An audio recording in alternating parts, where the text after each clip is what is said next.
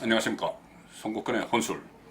오늘은 혼란스러운 북한 정권 내부 일을 한번 풀어보겠는데 술술 풀어질지는 모르겠습니다.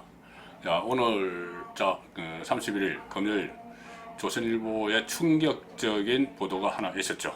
뭐냐면은 하노이 미북 정상회담 결렬됐었죠. 그때 실무 협상을 맡았던 김혁철 국무위원회 대미 특별대표, 그리고 그때 당시에 베트남 대사관의 직원들, 그리고 외무성 간부 해서 4명을 3월 달에 처형을 했다. 김정은이.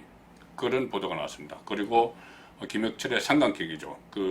하노이 미북 정상회담을 총괄했던, 실무 협상을 총괄했던 김영철 노동당 통일전선 부장, 최근에 교체가 됐지만 김영철도 형명화 조치를 당했다. 형명화 조치, 이것은 강제노역이라는 말입니다. 사상교육을 받으면서 강제노역을 하는 그런 형에 처해졌다는 이야기죠.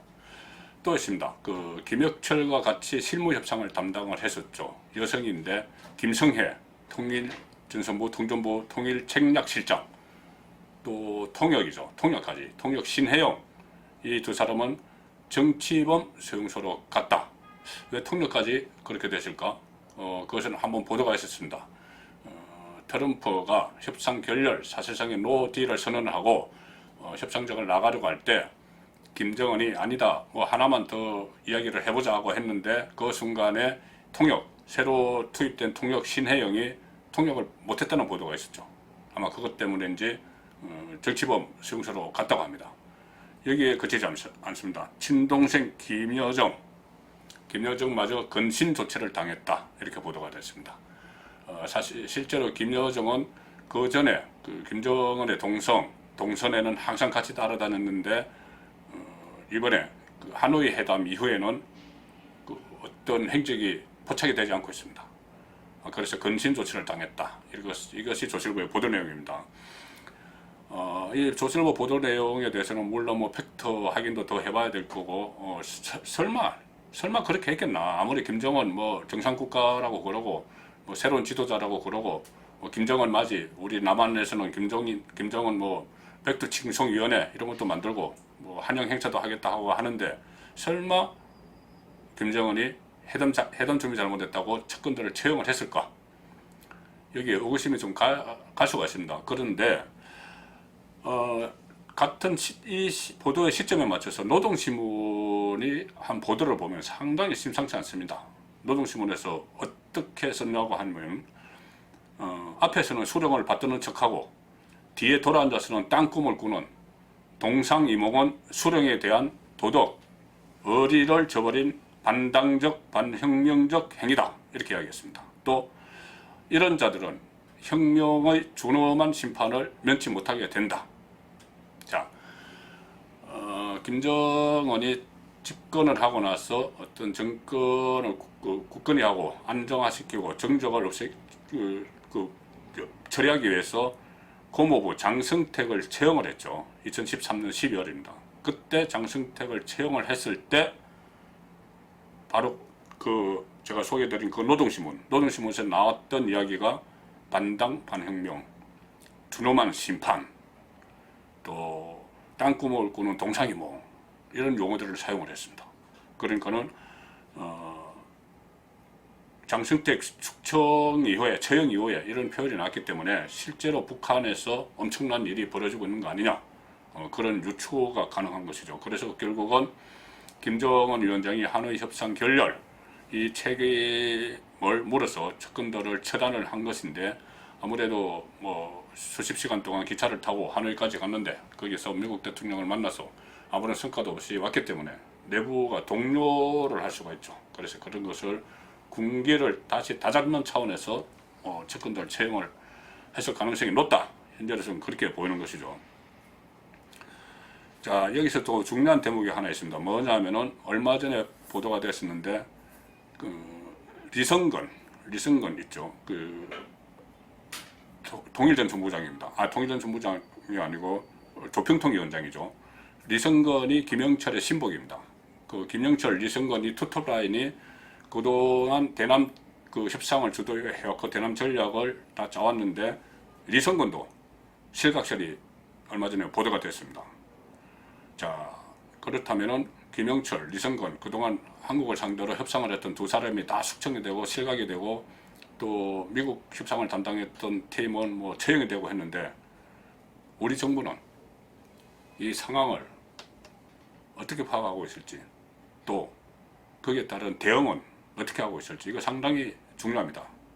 왜 그러냐면은 특히 미국 협상도 그렇지만 남북 협상을 담당했던 투톱이 한꺼번에 사라져버린 것이고 또 정상 국가로 대우를 해서 회담 준비 같은 걸 해왔는데 이렇게 되면 정상 국가가 아닌 것이죠. 그러면 우리의 대북 전략이 다시 만들어야 됩니다. 지금 청와대는 이렇게 이야기했습니다. 그 처형설, 숙청설에 대해서 청와대 핵심 관계자라는 사람이 기자들에게 그렇게 이야기했죠. 확인해 드릴 수 있는 사항이 없다. 이렇게 이야기했습니다. 그리고 특히 이 대목 저는 중요하다고 생각하는데 그 기자가 이렇게 물었습니다. 우리 정부 자체적으로 뭐 파악을 하고 있는 게 있느냐? 그러니까 하노이 회담 결렬 이후에 이 대미 라인, 대남 라인, 북한이 대남 라인, 대미 라인의 교체 여부에 대해서 뭐 좀 파악한 게 있느냐 이렇게 물으니까 청와대 핵심 관계자가 아는 바가 없다. 마치 낱말하듯이 한 것이죠. 그것이 얼마나 중요한 일입니까? 하노이 회담 결렬 이후에 대남 라인, 한국과 상대하는 김영철, 리성건 어떻게 됐는지 거기에 대해서 아는 바가 없다. 이렇게 이야기했습니다. 자, 국정원은 어떨까요? 국정원은 김영철은 추가적으로 확인해 들을 수 있는 사항은 없다. 이렇게 이야기했습니다. 김영철. 그리고 김혁철은 여러 가지 가능성을 놓고 추적 중이다. 이야기했습니다. 정말 국정원이 청와대가 알고 있는 건지, 그 북한 정권 내부에서 일어나는 일들을 알고 있는 건지, 정말 모르는 건지, 알고 있으면서도 뭐 이렇게 할 수 없이 모른 체 하는 것인지, 정말 모르는 것인지, 이 부분도 상당히 궁금해지죠. 그러니까 그동안 수차례 한국 대표단과 만나서 협상을 해왔던 대남 협상팀이 어느 날 아침에 사라져버리고 수용소 가고 실각하고 이런 상황을 만약에 우리가 까마득히 모르고 있었다면은 하노이 회담 끝난 지도 벌써 3월, 4월, 5월 거의 3개월 됐습니다. 그동안 모르고 있었다면은 대북 정보 라인에 상당히 심각한 구멍이 뚫려 있는 것이죠. 북한이 돌아가는 일에 완전히 깜깜이 상태로 북한에 쌀을 뭐 보내야 된다, 뭐 개성공단을 재개해야 된다, 금강산 관광 다시 하자 이런 얘기를 하고 있는 꼴뿐이 안 되는 거죠. 자, 그리고 무엇보다도 북한을 정상국가로 대우해오면서 그 기조하에 대북 전략을 짰던 일들 이런 것은 완전히 새로 고쳐야 될 지경에 놓이게 됩니다. 이 처형설, 숙청설 이것이 사실이라면요. 혹시라도 알고도 모른 채 했을 수는 있습니다. 북한이 저런 그 짓을 하고 있는데 그것을 알고도 모른 채 했을 수는 있습니다.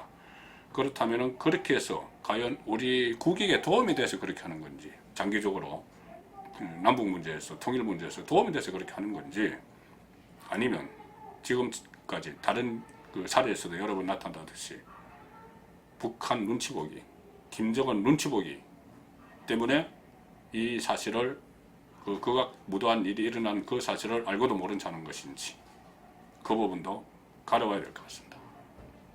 송근의 혼술이었습니다.